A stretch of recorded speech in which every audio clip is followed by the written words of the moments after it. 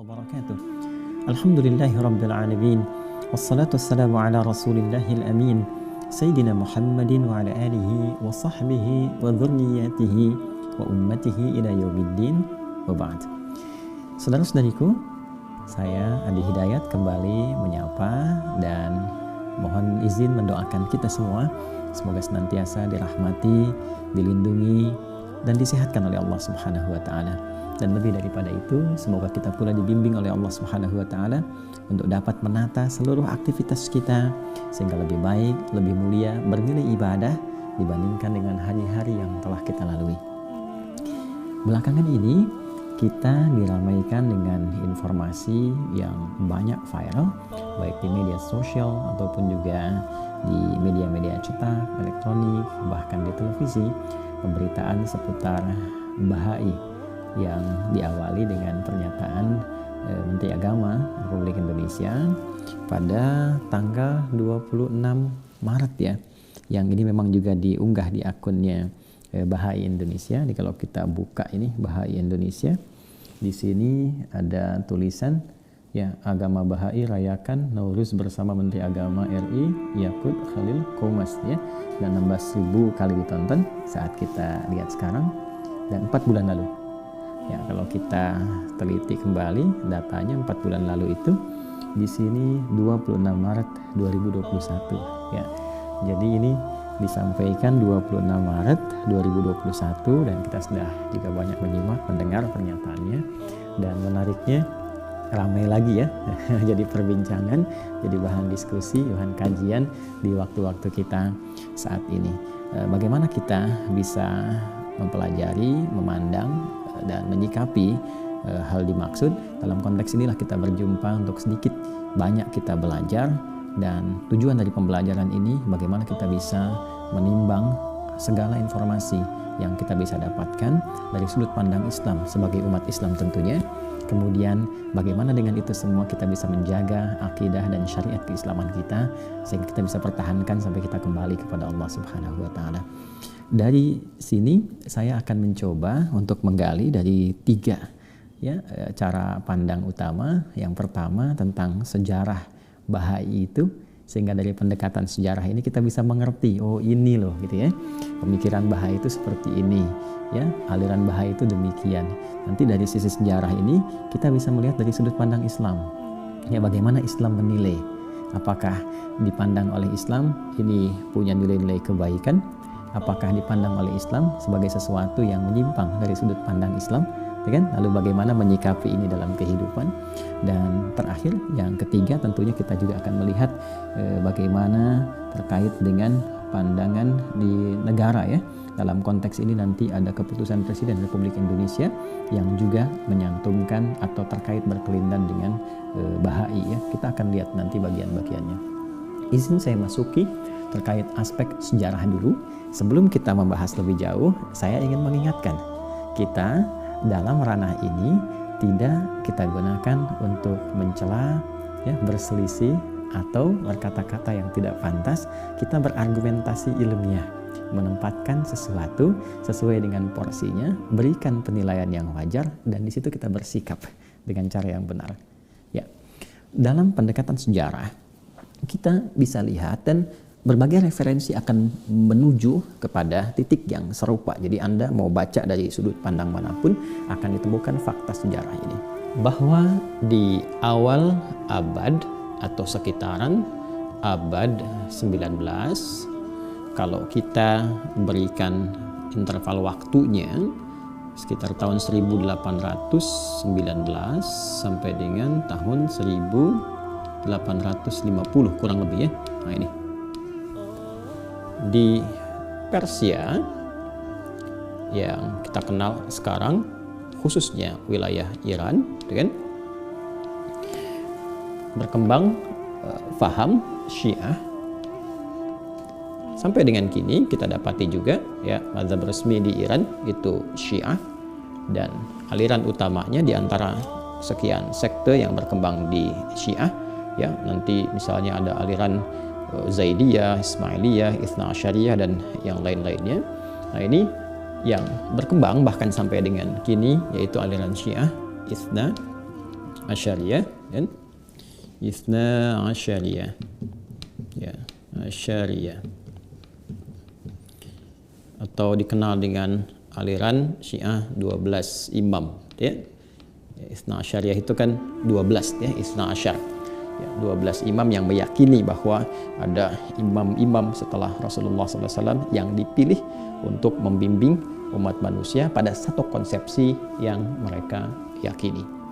Baik, di kisaran abad ini, khususnya di rentang tahun ini, ya, terdapat satu suasana kegelisahan, ya, akibat dari kondisi kehidupan yang penuh dengan satu keprihatinan. Ada persoalan-persoalan dari ekonomi, ada persoalan-persoalan kondisi sosial yang menjadikan masyarakat pada saat itu begitu mengharapkan datangnya sang imam yang dijanjikan.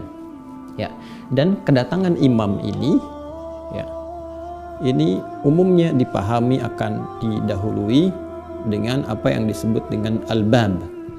Ya, al-bab itu pintunya, ya.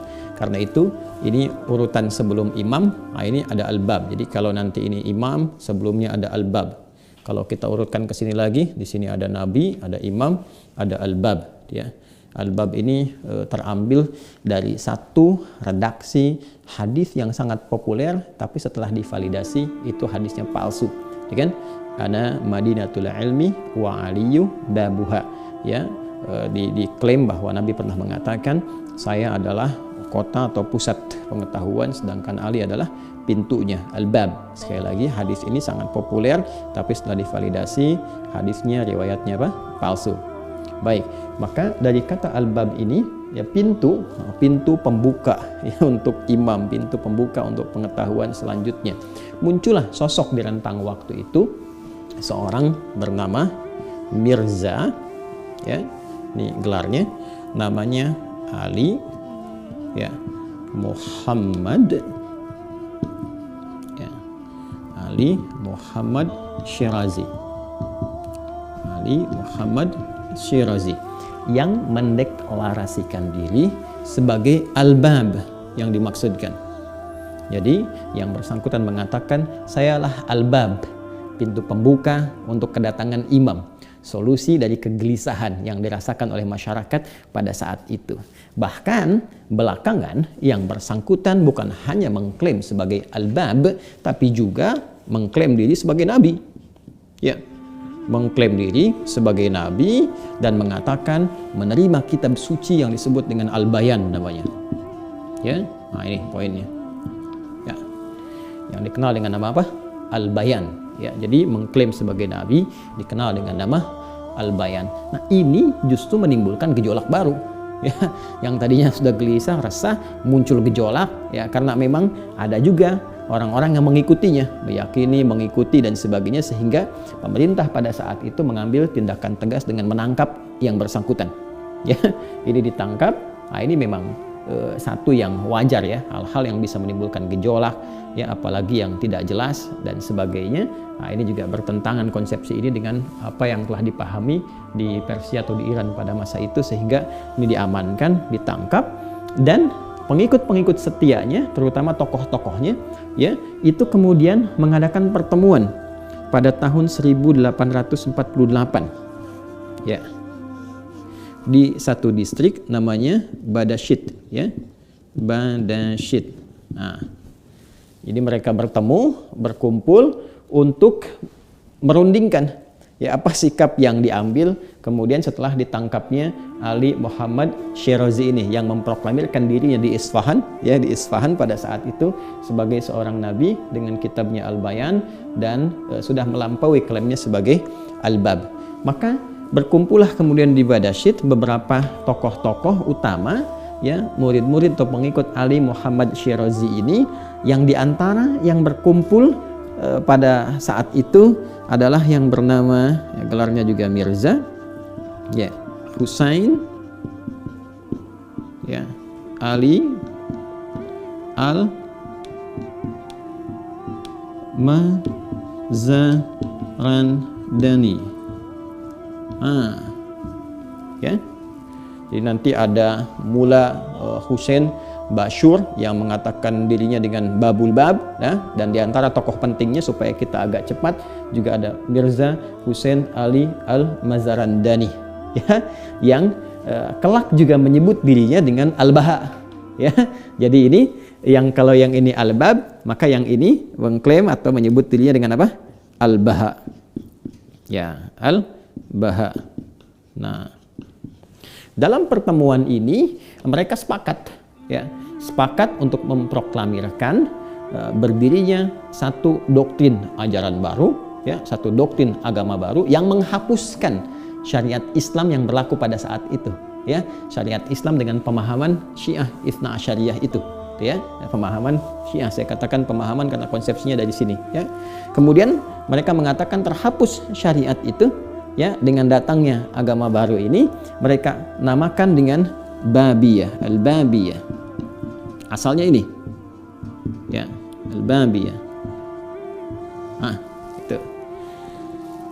Kemudian berjalan waktu, ya, setelah klaim ini, maka ini dieksekusi kemudian Ali Muhammad Syirazi ini, ya, Al-Bab ini kemudian dieksekusi. Al-Babiyah ini pengikutnya Bab, ya, jadi pengikutnya Bab, jadi mengikut konsepsi ini ke sini, ya, ke Al-Bab, yaitu ke Ali Muhammad Syirazi. Setelah itulah kemudian, ya, pemerintahan Iran, ya, dalam konteks ini Persia, mengeksekusi ini Ali Muhammad Syirazi ini pada tanggal 9 Juli, ya, tahun 1850. Nah, makanya kita membuat rentang 1819 sampai 1850, ya.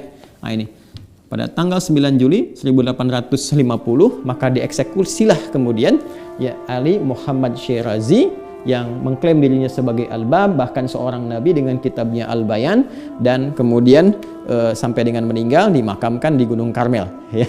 Nah, ini yang kita penting ketahui, ya, awal-awal ini.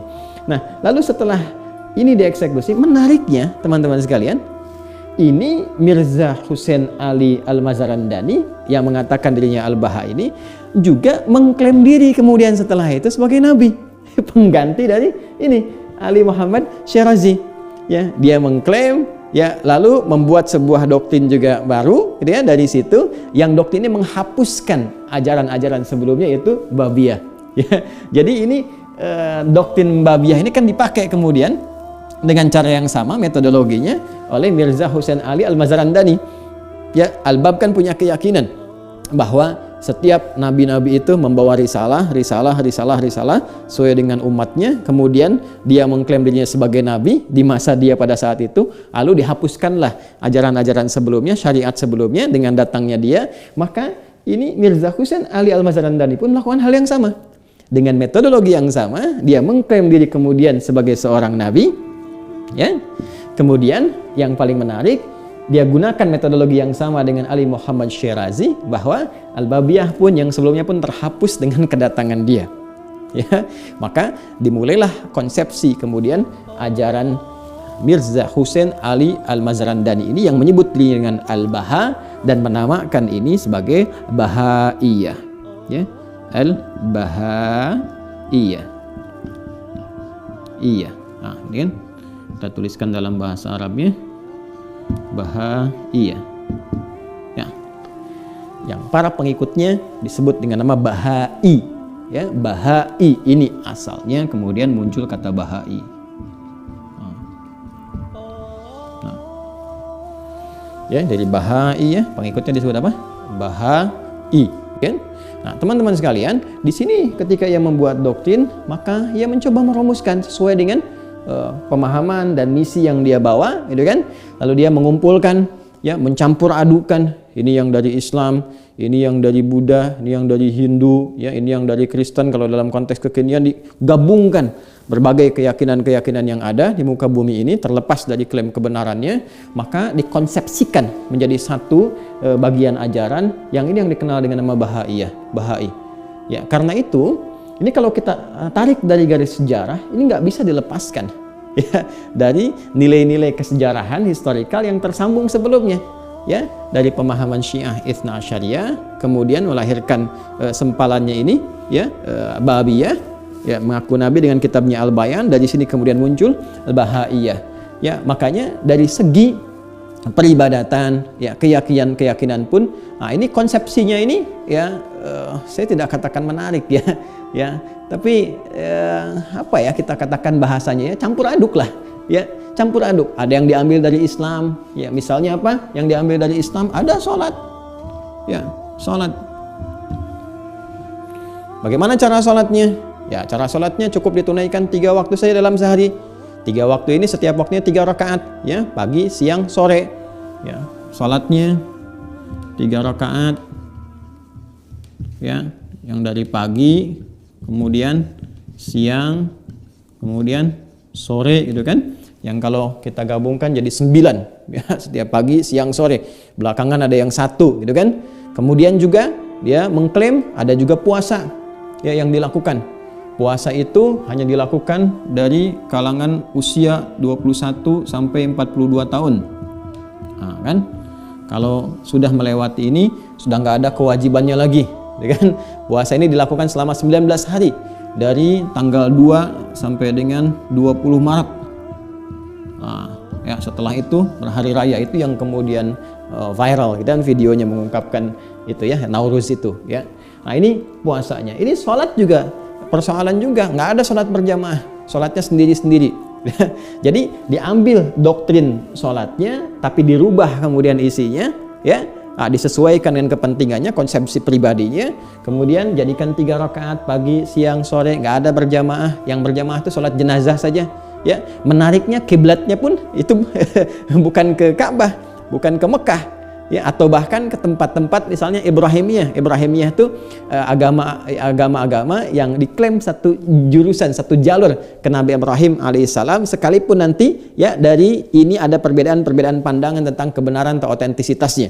Ya, misalnya ya untuk umat Islam sudah pasti ya menghadap ke arah Ka'bah, ya kiblatnya sebagai kiblat. Nanti ada sebagian misalnya menghadap ke yang di Baitul Maqdis misalnya ya ada untuk orang-orang Yahudi di dinding ratapan misalnya, ya orang Kristen punya sendiri. Nah ini juga dibikin-bikin. Nah, kalau ini menghadapnya nanti ke Haifa, ya bahkan nanti hajinya berubah menjadi ziarah ke makamnya Al-Baha ini, ya jadi Husain Ali Al-Mazarandani datang ke sana dengan 18 pemimpin, yaitu ziarahnya ke sana, kiblatnya ke sana. Jadi ini yang kenapa saya uraikan poin-poin ini untuk menjadi penting menjadi kajian kita, supaya kita tidak melepaskan dari akar sejarah ini untuk menimbang dari sudut pandang keislaman.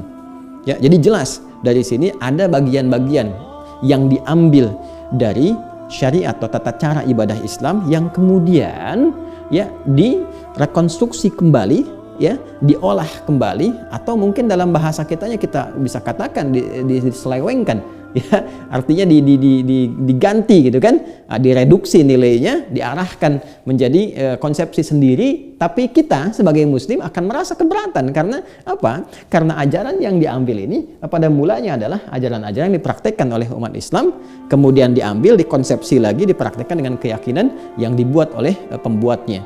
Nah, ini jadi persoalan. Ya, apa persoalannya? Anda bisa bayangkan kalau itu dibawa ke tempat misalnya populasi muslim seperti Indonesia yang besar, banyak orang Islamnya, kan?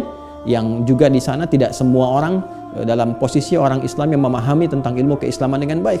Ada masyarakat yang awam, ada yang masih harus dididik dan sebagainya, kan? Ketika melihat ini kok sholatnya cuma 3 waktu, dengan dialog-dialog yang ada, dengan bahasa-bahasa juga yang kadang-kadang mohon maaf sekali ya, halus ya, seakan baik, seakan seperti benar, padahal dalam tinjauan syariat Islam itu bisa dikatakan menyimpang.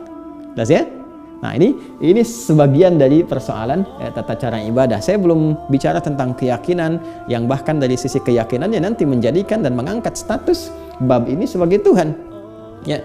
Ini ada ajaran yang sangat spesifik yang mesti hati-hati ya bagi kita umat Islam untuk bisa memahaminya dengan baik, yaitu dia semacam ada penyatuan gitu kan antara al-bab dengan Tuhan, bahwa Tuhan itu nanti bukan secara fisik jasmani tapi secara materi menyatu dalam dirinya sehingga ada klaim ketuhanan pada dirinya. Ini yang paling berbahaya.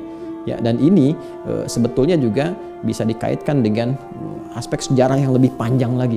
Aspek sejarah yang sangat panjang ya, ketika ada satu sosok Yahudi yang sangat luar biasa menghadirkan fitnah kubra ya pada masa itu. Nanti kalau kita sudah ngaji ke era kenabian Nabi Muhammad SAW dan setelah itu ya era kekhalifahan, nanti kita akan temukan ada satu sosok dari kalangan Yahudi, Abdullah bin Saba namanya ya, nanti yang menghadirkan fitnah kubra yang salah satunya adalah membuat masyarakat mengkultuskan sahabat Ali bin Abi Thalib, bahkan mengangkat derajat statusnya kepada derajat ketuhanan.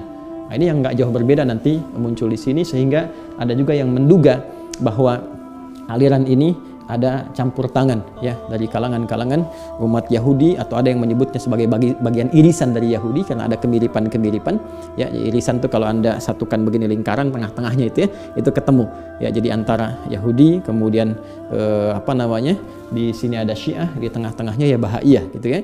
Nah, ini dari sudut pandang sejarah. Saya ingin kembalikan teman-teman sekalian. Jadi dari pendekatan ini, kesejarahan yang sudah kita ketahui secara ringkas tentunya ya, secara ringkas. Nah, ini kemudian menyebar paham ini ya dengan konsepsi yang tadi telah dibangun dan dengan macam-macam nanti ya doktrinnya. Bukan hanya ini, nanti ada doktrin misalnya kesetaraan antara laki-laki dengan perempuan. Ini unik juga itu ya.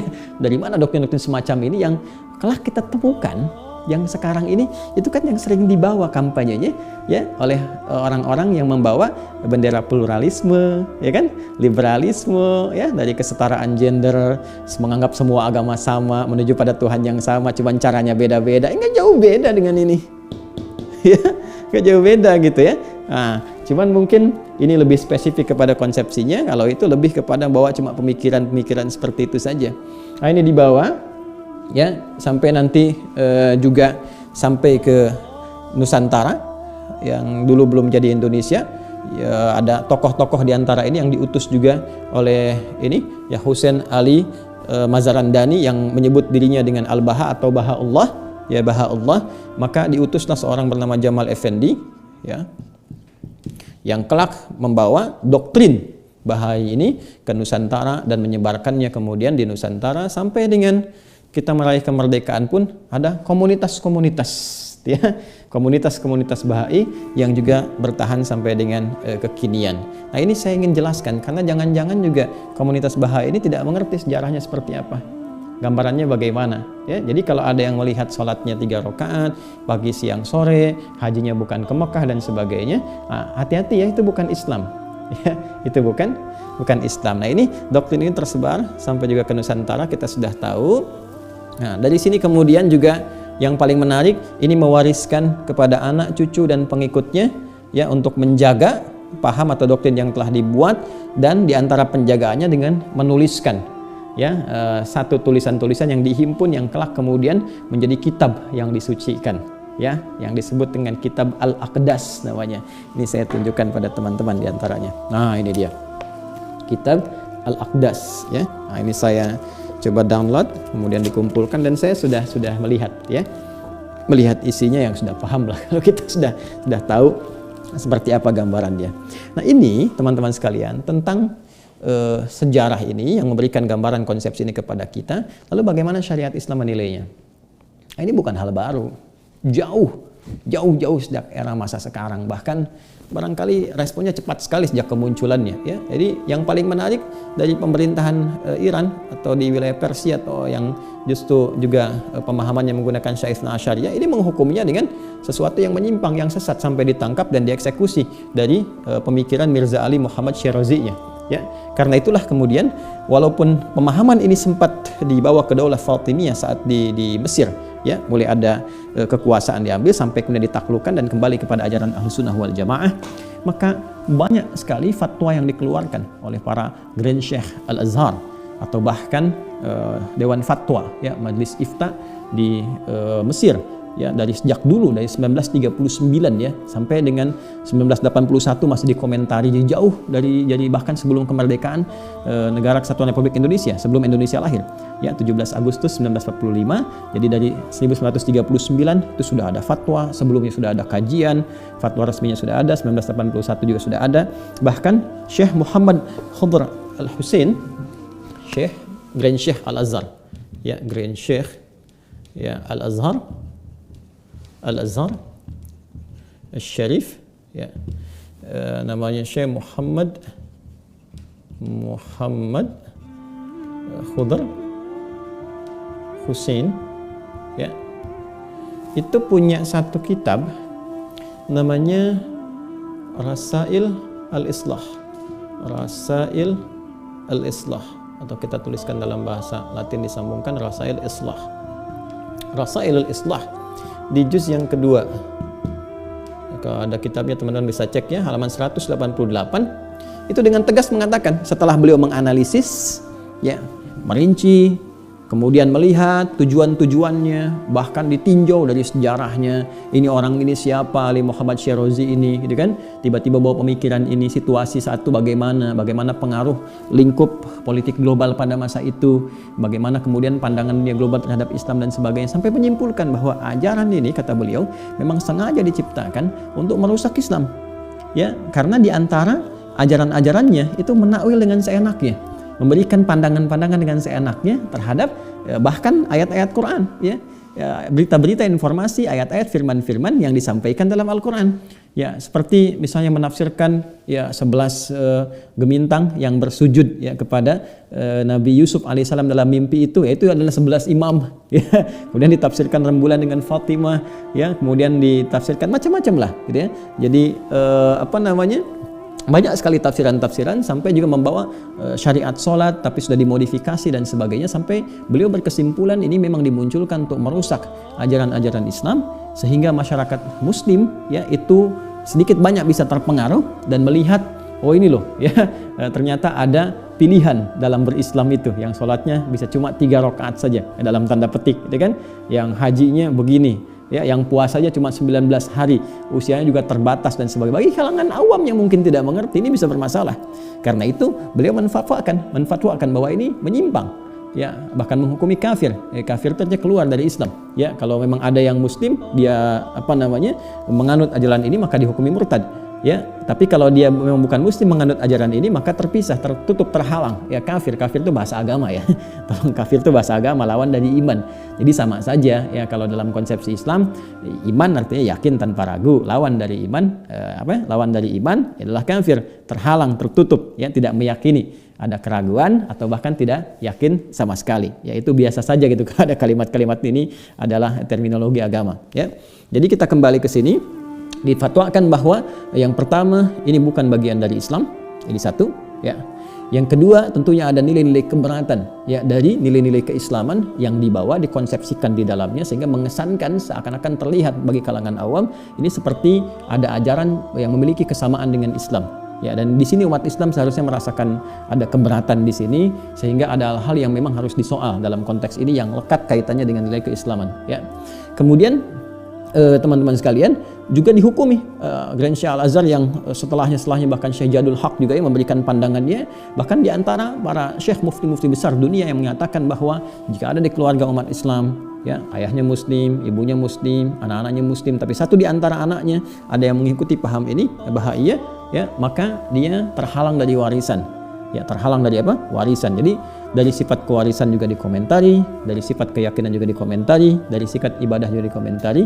Ya, pada prinsipnya semua ulama-ulama muslim dunia internasional, bahkan juga sampai di Indonesia, memandang bahwa ini bukan bagian dari Islam. Jelas ya? Statementnya bukan bagian dari Islam. Dan penyebarannya pun berkomunitas saja. Ya, berkomunitas. Jadi ini hanya konsepsi, doktrin saja, doktrin yang dikumpulkan jadi konsepsi, jadi komunitas di setiap tempat. Ya, komunitas. Makanya ya, hampir jarang ya, dan jarang ditemukan kalimat mengklaim sebagai agama gitu. Ya, jadi komunitas saja. Komunitas punya keyakinan begini dan sebagainya.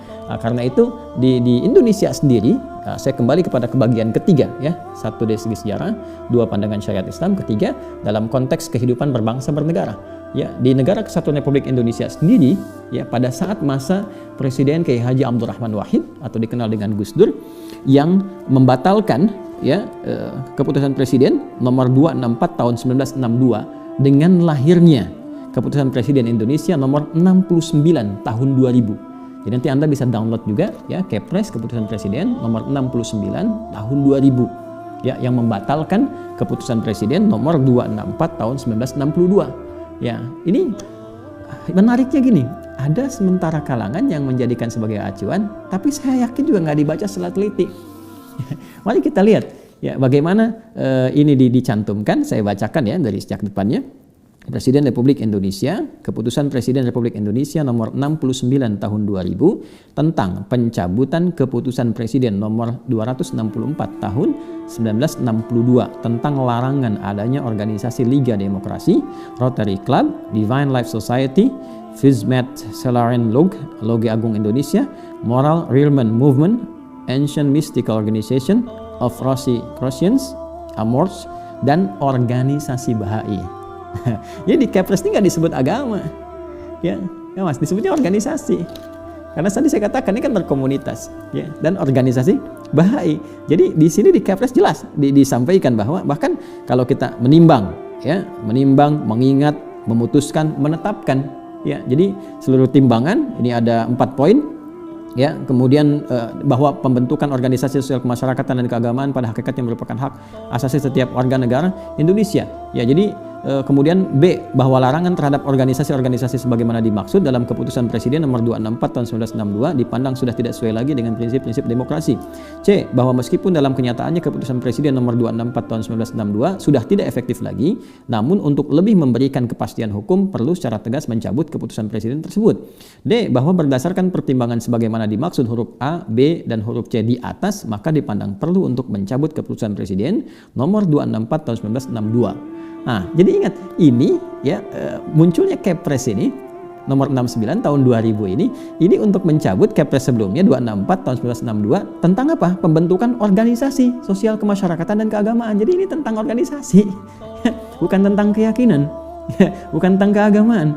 Ya, jadi ingat, pandangan negara pun terhadap Bahai ini, ya, Bahai jelas di sini tuliskan Bahai. Jadi kalau Anda download jelas itu sebagai organisasi, ya, bukan sebagai satu keyakinan keagamaan yang boleh menjadi konsepsi keagamaan, ya. Jadi di sini disebutnya organisasi, ya, yang organisasi masyarakat, ya. Kalau kita lihat sekarang, pernah dengar organisasi Islam, organisasi Kristen, pernah dengar, organisasi Buddha, Hindu, tidak kan, ya.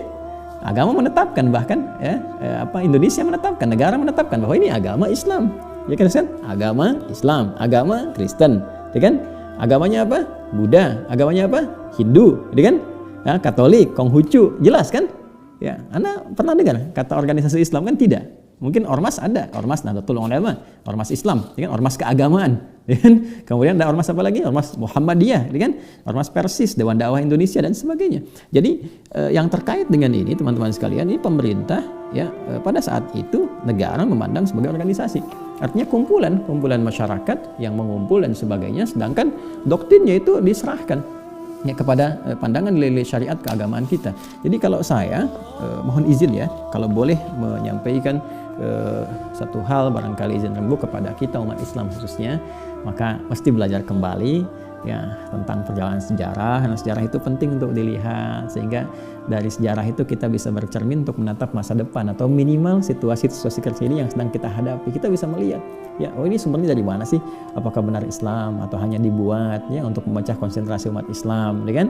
Atau hanya untuk misalnya, ya, taruhlah membuat orang-orang Islam tidak serius dalam agama dan sebagainya. Tapi secara akidah ini penting, ya, bagi kita umat Islam untuk bisa mempelajari kembali, tapi bukan landasan untuk kita bersikap anarkis, ya, mencari misalnya ini kemudian dipersekusi atau tidak, itu tidak dibenarkan. Kita membahas ini hanya untuk mengetahui sejarahnya seperti ini bukan bagian dari Islam, ya, ini di luar Islam, ya, tapi konsepsi ini dipandang oleh negara pun sebagai komunitas, sebagai organisasi, gitu ya. Nah, karena itu saya sebetulnya ingin lebih memberikan satu anjuran kepada semua pihak, ya, semua pihak, bahwa dalam situasi saat ini kita masih menghadapi pandemi COVID-19, ya, lebih baik kita konsentrasi lah pada titik terang yang sedang kita hadapi, bersinergi, ya, tidak perlu setiap kita dengan status apapun, ya, baik sebagai masyarakat, apalagi misalnya di pejabat, ya, baik di diplomasi, birokrasi ataupun yang lainnya, memberikan statement-statement yang kiranya bisa memicu kegelisahan, kegaduhan, atau hal-hal yang tidak kita harapkan. Jadi saya kira kalau setiap pribadi boleh-boleh saja punya pandangan, Tapi ketika kemudian melekat jabatan atau kondisi tertentu ya pada yang bersangkutan akan lebih baik ditimbang ya, secara maslahat, mana baik, mana buruknya, mana lebih, mana kurangnya, dan secara bijak bisa mengambil keputusan yang kiranya bisa menenteramkan dan lebih baik gitu ya. Jadi bisa membedakan antara pandangan pribadi dengan pandangan institusi, apalagi institusi keagamaan bahkan kenegaraan yang lebih besar. Dan lebih daripada itu, kita harus melihat jati diri kita sebagai apa? Sebagai muslim.